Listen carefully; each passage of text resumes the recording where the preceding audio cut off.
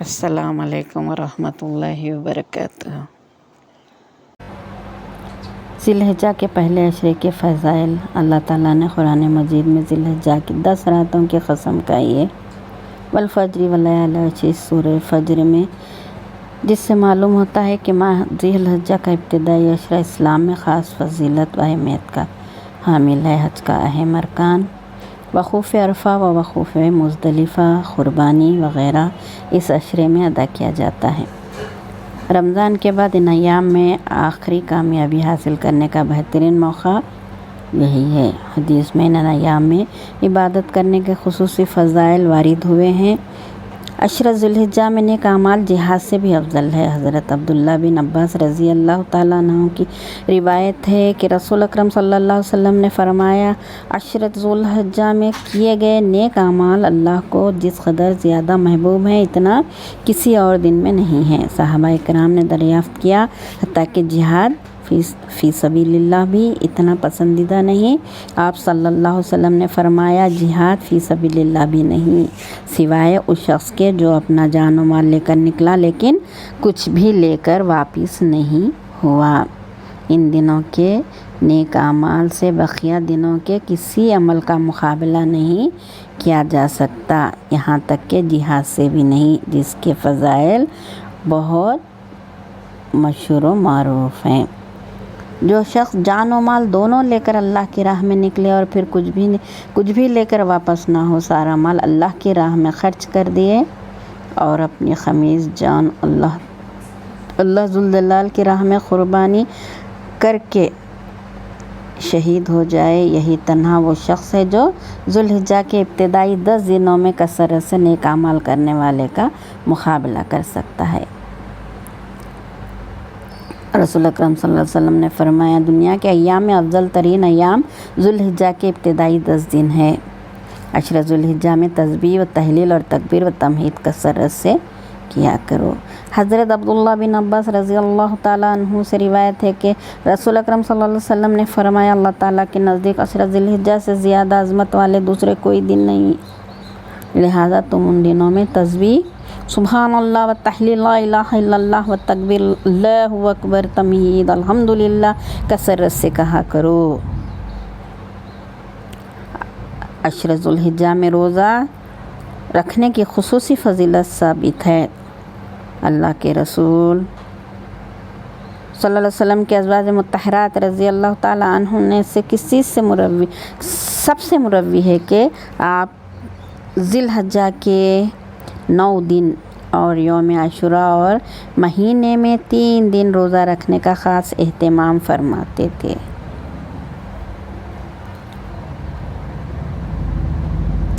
عشرہ ذی الحجہ میں شب بیداری۔ عشرہ ذی الحجہ کی راتوں میں خصوصی عبادت کرنے کی ترغیب بھی حدیث میں ثابت ہے۔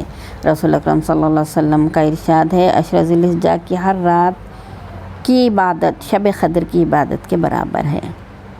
عشرہ ذی الحجہ میں بال اور ناخن نہ کاٹنا۔ جو لوگ قربانی کرنا چاہتے ہیں ان کے لیے بہتر ہے کہ ذی الحجہ کا چاند نکلنے سے پہلے بال و ناخن کاٹ لے اور زائد بالوں کی صفائی کر لے، کیونکہ ذی الحجہ کا چاند نکلنے کے بعد بال و ناخن نہ کاٹنے کے احکام حدیث میں آئے ہیں۔ رسول اکرم صلی اللہ علیہ وسلم، جس شخص نے ذی الحجہ کا چاند دیکھے اور اس کا قربانی کرنے کا بھی ارادہ ہو تو وہ اپنے بال اور ناخن نہ کاٹے۔ قربانی کرنے والے کے لیے ضروری ہے کہ ذی الحجہ کا چاند نظر آنے کے بعد قربانی کرنے تک وہ اپنے ناخن نہ کاٹے، بال نہ منڈوائے اور ناف کے بال، بغل کے بال، یہ سب وہ جلد بازی نہ کرے کاٹنے میں۔ حضرت عبداللہ بن رضی اللہ تعالیٰ عنہ فرماتے ہیں کہ حضور اکرم صلی اللہ علیہ وسلم نے مدینہ منورہ میں 10 سال قیام فرمایا۔ قیام کے دوران آپ صلی اللہ علیہ وسلم قربانی کرتے رہے۔ حضرت زید بن ارقم رضی اللہ تعالیٰ عنہ سے روایت ہے کہ ایک مرتبہ صحابہ اکرام رضی اللہ تعالیٰ عنہ نے حضرت صلی اللہ علیہ وسلم سے سوال کیا، یا رسول اللہ صلی اللہ علیہ وسلم، قربانی کیا ہے؟ آپ صلی اللہ علیہ وسلم نے ارشاد فرمایا، तुम्हारे बाप हज़रत इब्राहीम अलैहिस्सलाम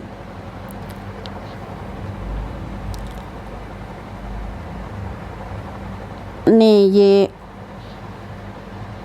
बुनियाद डाली है, तो हम पर फ़र्ज़ है कि हम भी क़ुरबानी करें। और एक दूसरी रिवायत में रसूल अकरम सल्लल्लाहु अलैहि वसल्लम से इरशाद आया है कि कोई दिन ऐसा नहीं है जिसमें इबादत अल्लाह ताला के नज़दीक अशर ज़िलहिज्जा से ज़्यादा पसंदीदा हो, क्योंकि अशर ज़िलहिज्जा में से ही हर दिन का रोज़ा 1 साल के रोज़ों के बराबर है।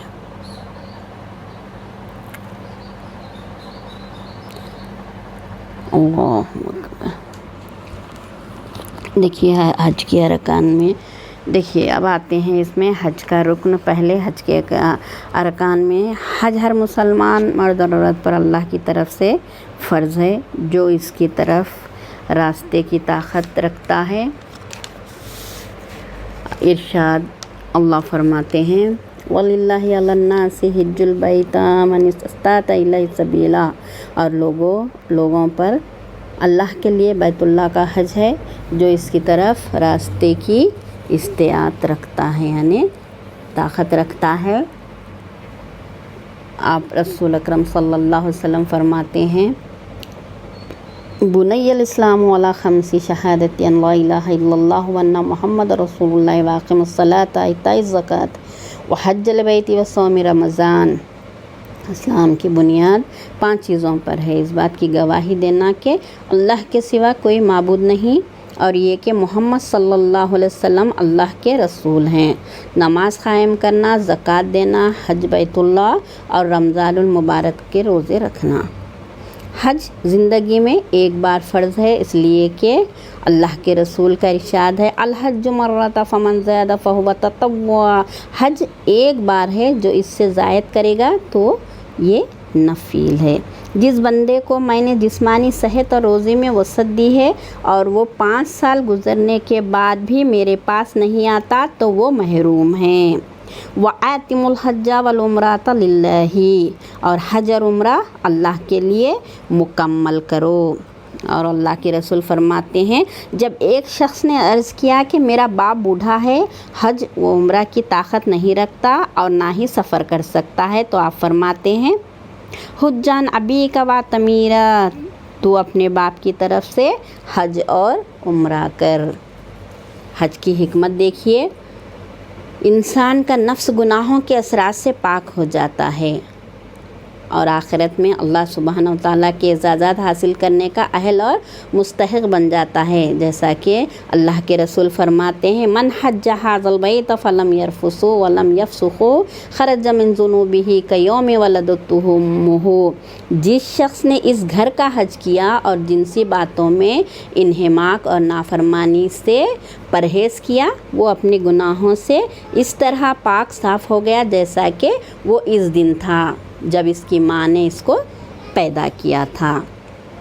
देखिए हज और उम्रे के वाजिब होने की शराइत क्या है, देख लीजिए। सबसे पहला इस्लाम, क्योंकि गैर मुस्लिम से हज और उम्रा दिगर इबादत का मुतालबा नहीं किया जाता, इसलिए कि आमाल की सेहत व कबूलियत के लिए ईमान शर्त है। दूसरा देखिए अक़ल, इसके लिए पागल शरन मुकल्लफ नहीं, यानी जो ज़हनी तवाज़ुन के काबिल नहीं, इनके लिए ये ज़रूरी नहीं। तीसरा देखिए बालिग़ होना, इसके लिए नाबालिग़ जब तक बालिग़ ना हो जाए मुकल्लफ नहीं। नबी अकरम सल्लल्लाहु अलैहि वसल्लम का इरशाद है रुफ़िअल क़लमु अन सलासिहिल मजनून हत्ता युफ़ीक़ वन नाइम हत्ता यस्तग़ीस व अनिल सय्यि हत्ता यहतलीमु।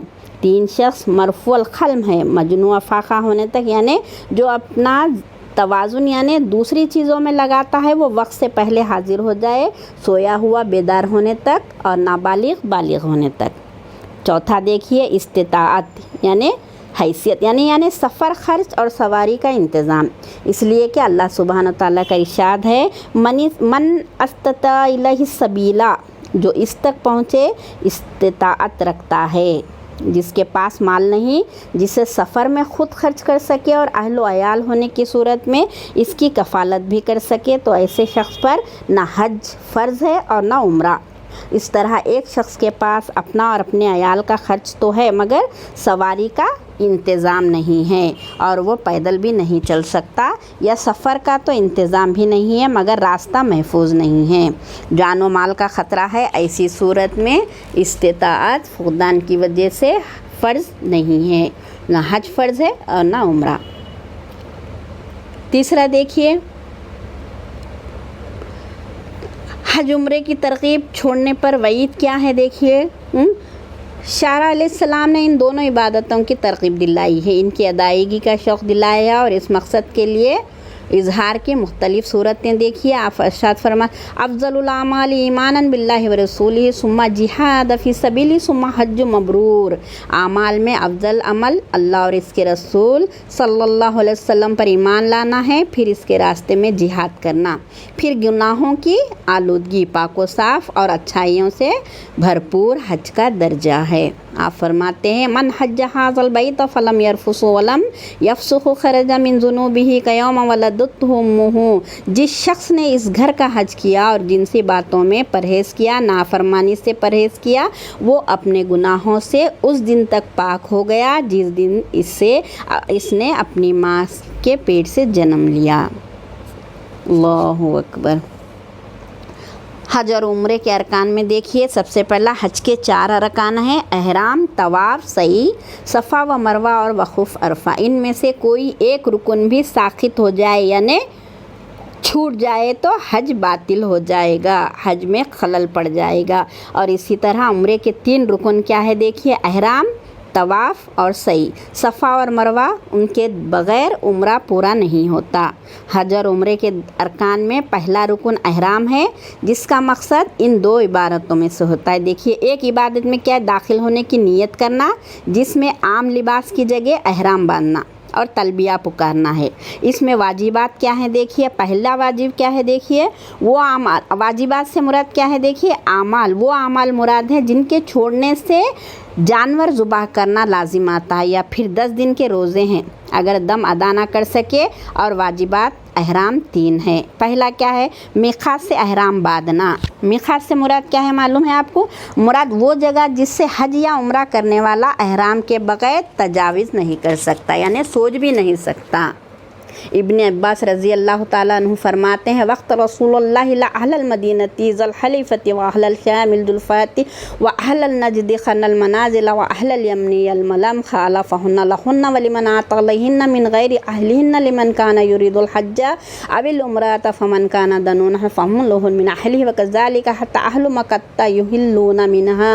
رسول اللہ صلی اللہ علیہ وسلم نے اہل مدینہ کے لیے ذو الحلیفہ مقرر کیا، اور شام والوں کے لیے حجفہ، اور اہل نجد کے لیے خرن المنازل، اور یمن والوں کے لیے یلملم، اور یہ ان کے حج اور عمرے کی غرض سے دوسرے مقامات سے آنے والوں کے مواقعات، یعنی الگ الگ طرح کے نام، اور اپنے گھر سے احرام باندھیں۔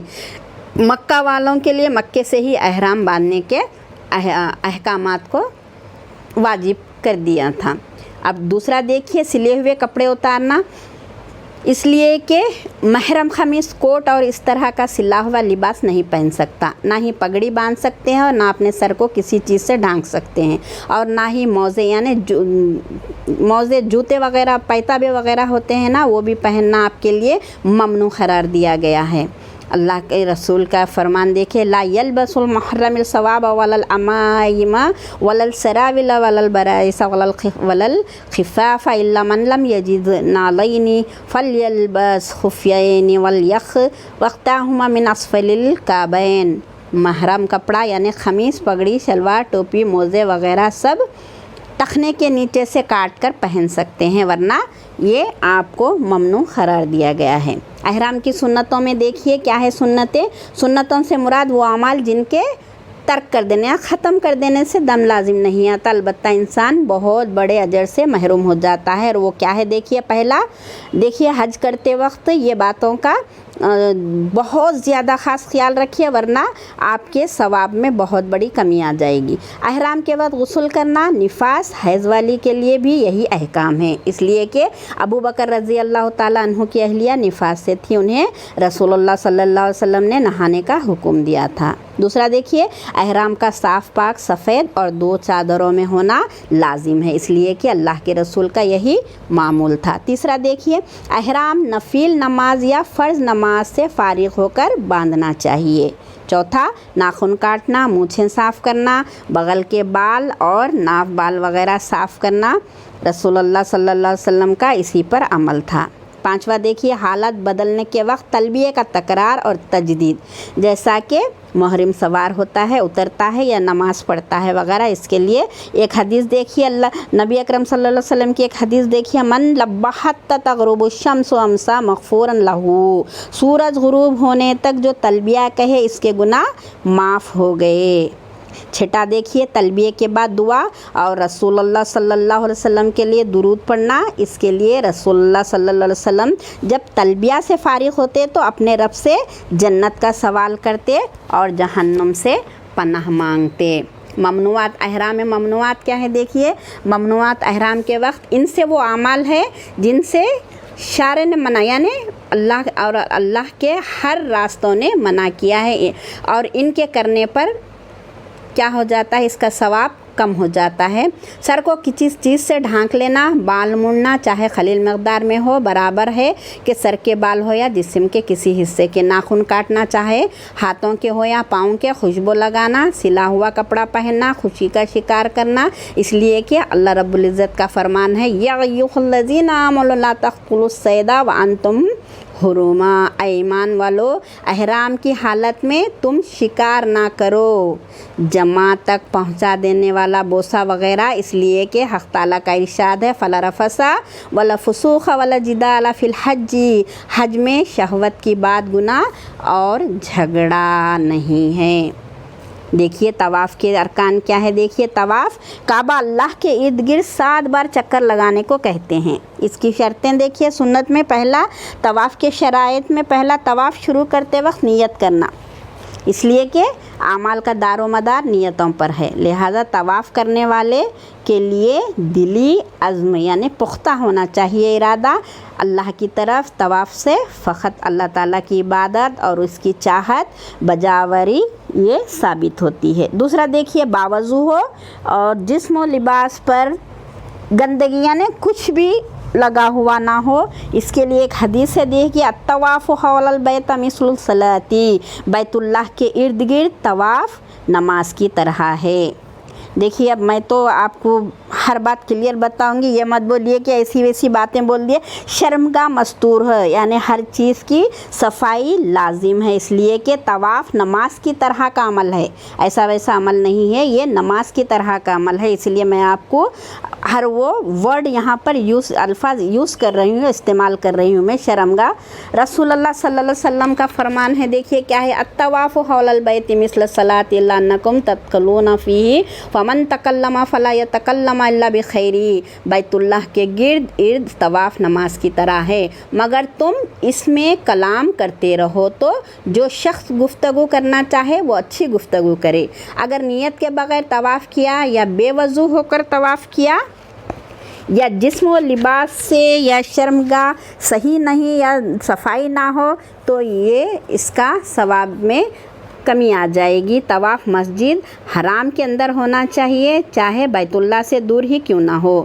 بیت اللہ طواف کرنے والے کے بائیں طرف رہے، طواف 7 چکر ہونا چاہیے، جس کی ابتدا حجر اسود سے ہو اور انتہا بھی اسی پر، اسی لیے کہ اللہ کے رسول کا یہی معمول تھا، لگاتار طواف کرے اور بغیر ضرورت طواف کے چکروں میں فاصلہ نہ کرے، اگر بلا ضرورت ترک کر کے درمیان میں فاصلہ کر لیتے ہیں یا ختم کر کے درمیان میں فاصلہ کر لیتے ہیں تو وہ طواف باطل ہو جائے گا، آپ کا غلطی ہو جائے گی آپ سے۔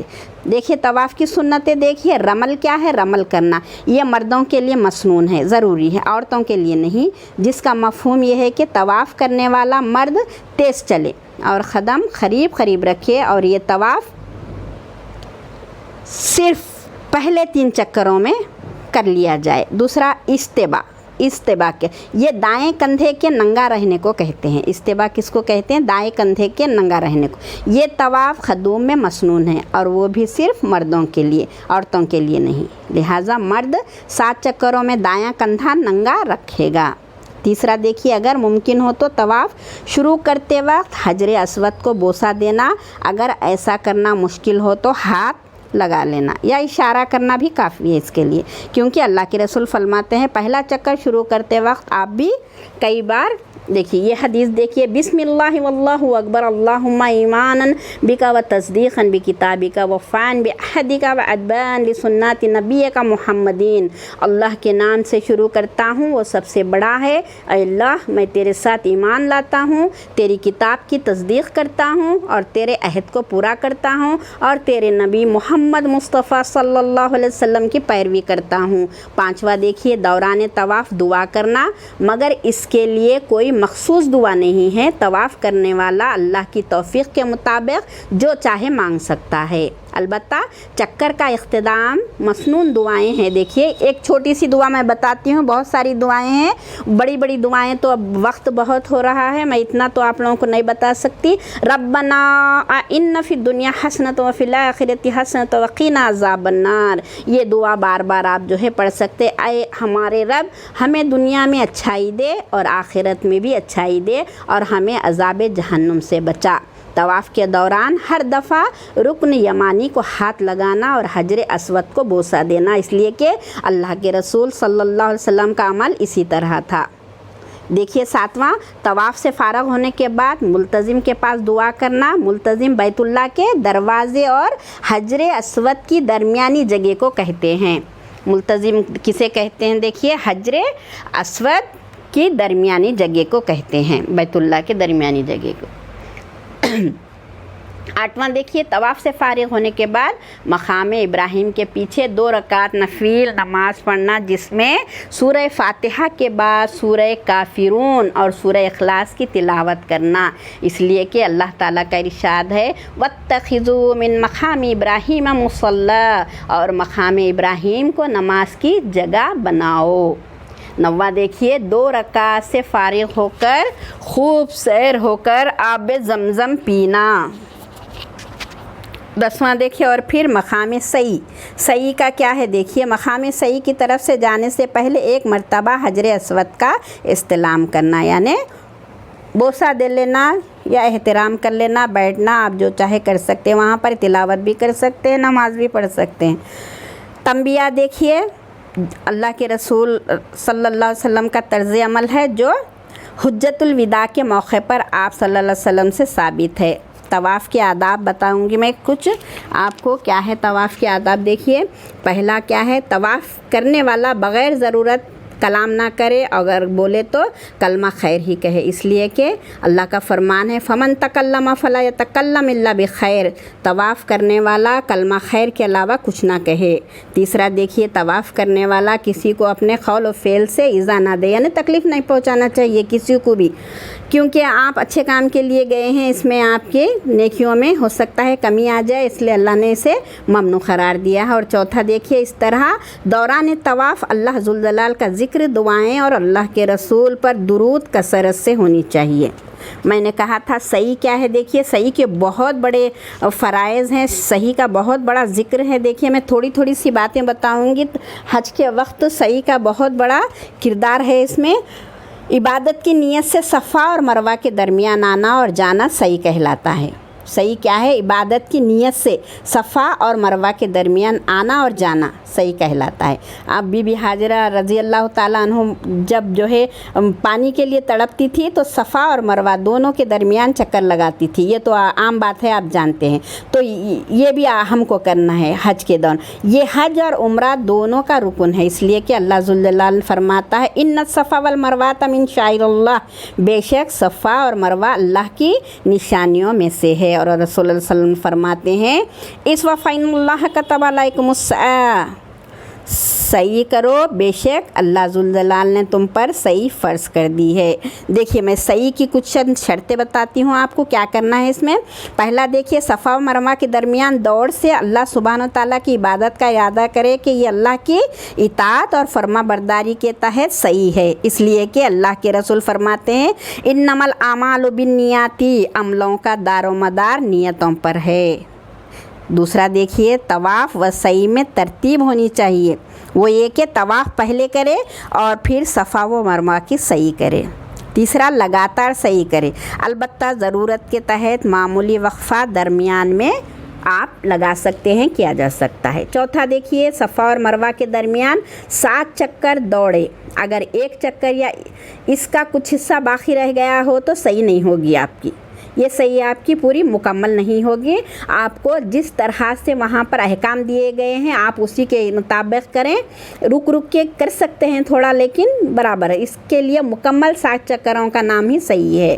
पाँचवा देखिए, सही तवाफ़ के बाद ही सही होनी चाहिए, चाहे तवाफ़ ख़दूम के बाद हो जो वाजिब है, पहली आमद के बाद किया जाता है। जब मक्के में हम जाते हैं तो पहली आमद के बाद किया जाता है, या तवाफ़ अफ़ाज़ा के बाद जो हज का रुकन है उसके बाद भी किया जा सकता है। सही की सुन्नतें क्या है देखिए, सही की सब्ज़ निशान के दरमियान जो ख़दीम वादी के दोनों अतराफ़ पर लगाए गए हैं दौड़ना, इसलिए कि इनके दरमियान इस्माइल अलैहिस्सलाम की वालिदा, अभी बताया है मैंने आपको, हाजरा बीबी, हाजरा रज़ी अल्लाह ताला अन्हु दौड़ा करती थी। आपने 7 बार जो है सफ़ा और मरवा से जो है आप जो है पानी की तलाश में चक्करें लगाती थी, इसलिए हमको भी सही के मुताबिक 7 चक्करों का ये हमको अहकाम दिए गए हैं। अलबत्ता ये सुन्नत सिर्फ़ उन मर्दों के लिए जो दौड़ सकते हैं, ऐसा नहीं कि कमज़ोर औरतें हैं दौड़ो, ऐसा अल्लाह ने ऐसा कोई हुक्म नहीं दिया है, कमज़ोर औरतों के लिए ये नहीं है। दूसरा देखिए, सफ़ा और मरवा पर ठहरना और दुआ करना। तीसरा देखिए, बल्कि हर चक्कर में सफ़ा और मरवा दोनों पर ठहर कर दुआएं करना। सफ़ा और मरवा की तरफ चढ़ाई के वक्त 3 बार अल्लाहु अकबर और फिर ये दुआ पढ़े। मैं बड़ी दुआएं हैं, मैं आपको एक आध दुआ बता देती हूँ। ला इलाहा इल्लल्लाहु वहदहु ला शरीका लहु लहुल मुल्कु व लहुल हम्दु व हुवा अला कुल्ली शैइन क़दीर। ला इलाहा इल्लल्लाहु वहदहु सदक़ वअदहु व नसर अब्दु व हज़मल अहज़ाब वहदहु। एक अल्लाह के सिवा कोई माबूद नहीं, इसका कोई शरीक नहीं, बादशाही इसकी है और इसी के लिए तारीफ़ है और वो हर चीज़ पर क़ादिर है। एक अल्लाह के सिवा माबूद कोई नहीं, इसने अपने वादे को सच्चा कर दिखाया और अपने बंदे की मदद की, इसके लिए ने सब ग्रोहों की शिकस्त दे दी। इसने तवाफ़ और सही में वक्फ़ा ना हो, अलबत्ता कोई शरई उज़र अगर हाय लो आपको आ जाता है तो आप इसमें थोड़ी तख़फ़ीफ़ कर सकते हैं। सही के देखिए कुछ और अरकान, आयत मुबारका की तिलावत करते हुए बाबू सफ़ा से कोहे सफ़ा की तरफ जाना। कौन सी आयत पढ़नी है आपको, देखिए मैं एक आयत आपको बताती हूँ। इन्ना सफ़ा वल मरवात मिन शाइरिल्लाहि फमन हज्जल बैता व तमरा फला जुनाहा अलैहि अन यतवफ़ा बिहिमा व मन ततव्वा खैरन फ़इन्नल्लाह शाकिरुन अलीम। देखिए ये एक दुआ और बहुत सारी हैं जो मैं आपको नहीं बता सकती है, वक्त ज़्यादा है, आपको मेरा वक्त यानी बहुत ज़्यादा लंबा जा रहा है और बहुत सी बातें हैं देखिए हज करने वालों के लिए। बेशक सफ़ा और मरवा अल्लाह की निशानियों में से है। जो शख्स बैतुल्लाह का हज या उम्रा करता है इस पर इनका तवाफ़ सही करने में कोई गुनाह नहीं, और जो खुशी से नेकी करता है तो अल्लाह क़दरदान और जानने वाला है। दूसरा देखिए, सही करने वाला बावज़ू हो, वज़ू से रहना चाहिए। तीसरा, मशक्क़त के बग़ैर अगर पैदल चल सकता है तो पैदल चले। दौरान सही कसरत से ज़िक्र व दुआ में मशगूल रहे और दूसरी बातों से एतराज़ करे। लोग किस्से कहानियाँ सुना लेते बैठते हैं, जहाँ भी अपने लोग मिल गए, हाँ हज के लिए गए, आ गए इंडिया वाले, तुम भी हमारे हम भी तुम्हारे, चलिए बैठ गए, अपनी सारी कहानियाँ बोल लेते हुए। ऐसा मत करिए, जिस काम के लिए आप गए हैं आप उसी काम को अंजाम देना आपका ये फ़र्ज़ है। पाँचवा देखिए, अजनबी औरतों पर नज़र डालने से बच्चे और अपनी ज़ुबान को नाजायज़ बातों से महफूज कर लें। छठा देखिए, अपने क़ौल और फ़ेल से किसी सही करने वाले या दूसरों को तकलीफ़ ना पहुँचाएँ। सातवां है, अपने दिल को समझाने, नफ्स और अपनी इस्लाह के लिए अपनी कमज़ोरी, फ़ख्र और अल्लाह के आगे अपने मोहताज होने का एतराफ़ और एहसास करें। यानी अल्लाह के सामने आप अपना सीना तान कर अगर टहलेंगे, तकब्बुर से अगर ठहरेंगे, मैं पैसे वाला हूँ, मैं बादशाह हूँ, मैं वहाँ से आया हूँ, मैं यहाँ से आया हूँ, तो आपकी बादशाही अल्लाह के सामने नहीं चलेगी। اللہ کی بارگاہ میں جب آپ اس کے گھر جائیں گے تو ہر انسان چاہے وہ کوئی بھی ہو، چاہے بادشاہ ہو یا فقیر ہو، اللہ کے سامنے سب برابر ہیں۔ آپ کو اللہ ایک ہی صف میں کھڑا کر کے حساب کرے گا۔ ایسا نہیں کہ تم بادشاہ ہو تمہارا حساب الگ کریں گے، یہ فقیر ہے اس کا حساب الگ کریں گے، ایسا نہیں۔ اگر آپ ایسا ذہن میں اگر ذری سی بھی بات لائیں گے تو آپ کے جو ہے حج کے، آپ کے جو ہے نیکی کے کاموں میں آپ کو کئی عذر آئیں گے، آپ کی نیکیوں میں کمی ہو جائے گی۔ عرفہ کا قیام دیکھیے، عرفہ کا قیام بھی بہت بڑی بات ہے، آپ کو کنکریاں بھی مارنا ہے، ابھی بہت ساری چیزیں ہیں، دیکھیے کیسا کرنا ہے۔ حج کے عرفات میں عرقہ میں ٹہرنا چوتھا رکن ہے، اس لیے کہ رسول اللہ صلی اللہ علیہ وسلم کا فرمان ہے الحج عرفات، حج وقوف عرفہ ہے۔ اس کا مقصد یہ ہے کہ عرفات نامی جگہ میں 9 ذوالحجہ کو نماز ظہر کے بعد سے 10 ذوالحجہ کی صبح تک ایک لحظہ یا زیادہ کے لیے حاضر ہونا وقوف عرفہ کا بھی فرائض آداب ہیں جن سے یہ مکمل ہوتا ہے۔ وقوف عرفہ کے واجبات دیکھیے، 9 ذوالحجہ کو زوال سے سورج غروب ہونے تک میدان عرفات میں حاضر رہنا۔ دوسرا دیکھیے 9 اور 10 ذوالحجہ کی درمیانی رات عرفات سے واپسی کے بعد مزدلفہ میں گزارنا۔ تیسرا دیکھیے 10 ذوالحجہ کی تاریخ کو منی پہنچ کر جمرہ عقبہ کو کنکر مارنا۔ چوتھا دیکھیے جمرہ عقبہ کو کنکر مارنے کے بعد 10 تاریخ کو ہی بال کاٹنا۔ پانچواں دیکھیے ذوالحجہ کی 11، 12، 13 کی 3 راتیں منی میں گزارنا۔ اگر کسی کو جلدی ہو تو 11 اور 12 کی 2 راتیں ضرور منی میں رہے۔ یہ تھے دیکھیے آپ کے جو ہے منی کے عرفہ کے قیام کے ارکان جو آپ کو کرنے ہیں۔ عرفہ کی سنتیں وقوف عرفہ کی سنتیں دیکھیے، سنتوں میں کیا ہے؟ پہلی 8 ذوالحجہ کو ظہر سے پہلے منی جانا اور 9 ذوالحجہ کی رات منی میں رہنا اور سورج نکلنے کے بعد وہاں سے عرفات کی طرف روانہ ہونا، اور اس طرح 5 نمازیں منی میں آپ کو ادا کرنی ہیں۔ دوسری دیکھیے 9 ذوالحجہ کے زوال کے بعد وادی نمرہ جو عرفات میں ہے موجود ہونا اور ظہر اور عصر کی نمازیں امام کے ساتھ قصر پڑھنا۔ تیسری دیکھیے امام کے ساتھ ظہر اور عصر کی ادائیگی کے بعد عرفات میں سورج غروب ہونے تک ٹہرنا اور سارا وقت ذکر اور دعا میں گزارنا۔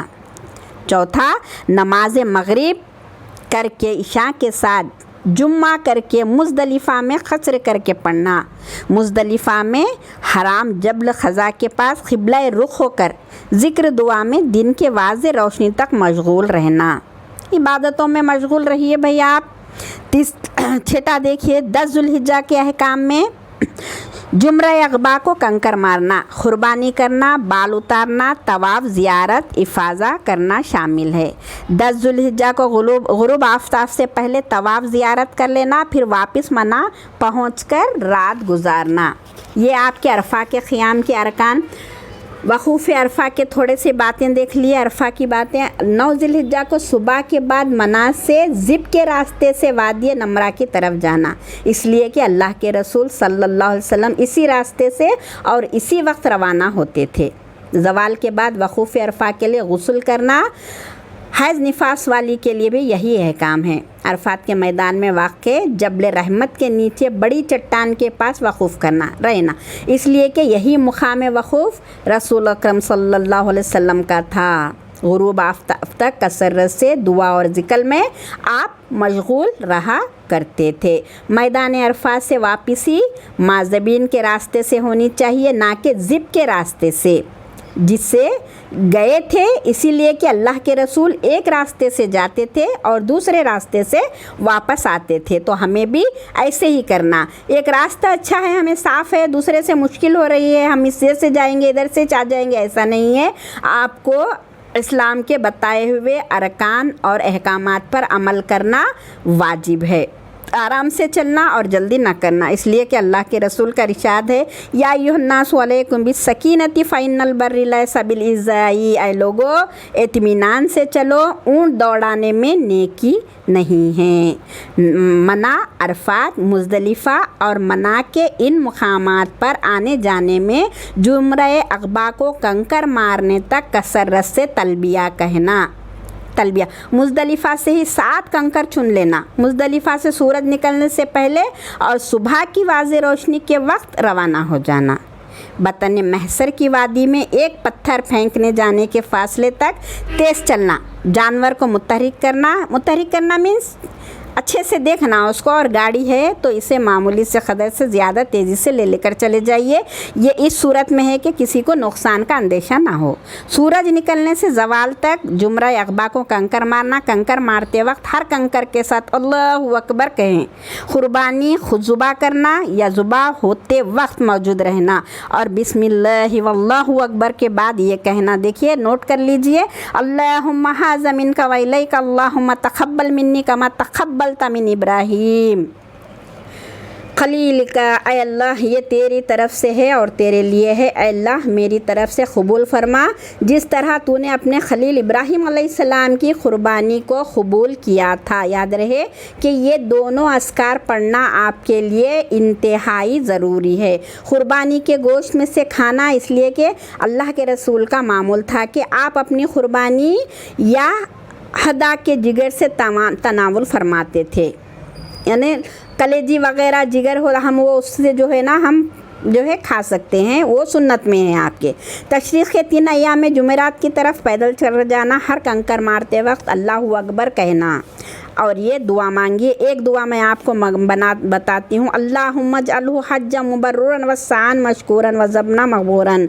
अल्लाह इसे पाक और मकबूल हज और काबिल क़दर सही व मेहनत और गुनाह को माफ़ किया हुआ बना दे। मेरे हज को माफ़ यानी हर चीज़ से माफ़ किया हुआ बना दे। पहले और दूसरे जुमरे को कंकर मारने के बाद क़िबला रुख खड़े होकर ये दुआ करना, तीसरे के बाद नहीं। इसके बाद दुआ वाजिब नहीं है क्योंकि अल्लाह के रसूल तीसरे को कंकर मारने के बाद वापस लौट जाते थे। आप ये गलती मत करिए, भूल गए करे ऐसा नहीं। अपना दिमाग जिस काम के लिए गए हैं आप उस काम में अपना दिमाग सर्फ कीजिए, गलती होने मत दीजिए, आपका हज अल्लाह मुबारक कर देगा। 18वें में देखिए, जुमरा अक़बा को वादी के दरमियान में खड़े होकर इसकी तरफ मुंह करके कंकर मारना। इस वक्त बैतुल्लाह उसके बाएं तरफ और मना दाएं तरफ हो।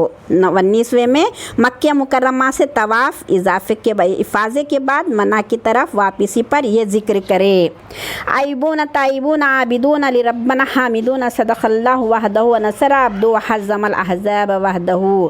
हम वापस हो रहे हैं कोताहियों से रुजू करने वाले और अपने रब की इबादत और हम्द करने वाले हैं। अल्लाह ने अपना वादा सच्चा किया और अपने बंदे की मदद की और अकेले ने सब लश्करों को शिकस्त दी, इसलिए कि वापसी पर अल्लाह के रसूल ये कलमात पढ़ा करते थे। अल्लाहु अकबर। अब देखिए यहाँ वक्त बहुत हो रहा है और बहुत सी बातें हैं। देखिए इतनी तो मैंने बता दी। तवाफ़ का विदा क्या है, हज और उम्रे का तरीक़ा।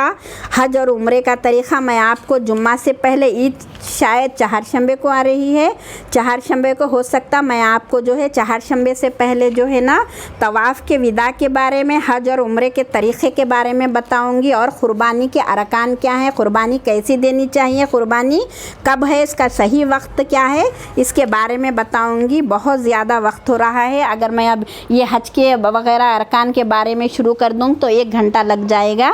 अब मुझे इजाज़त दीजिए, इंशाल्लाह मैं जो है नेक्स्ट आपको बयान में ईद से पहले 1 दिन डाल दूँगी, आपको ये सारी बातें आपको मैं अपने बयान में बता दूँगी। अस्सलाम वालेकुम रहमतुल्लाहि व बरकातहू। अस्सलाम वालेकुम रहमतुल्लाहि व बरकातहू।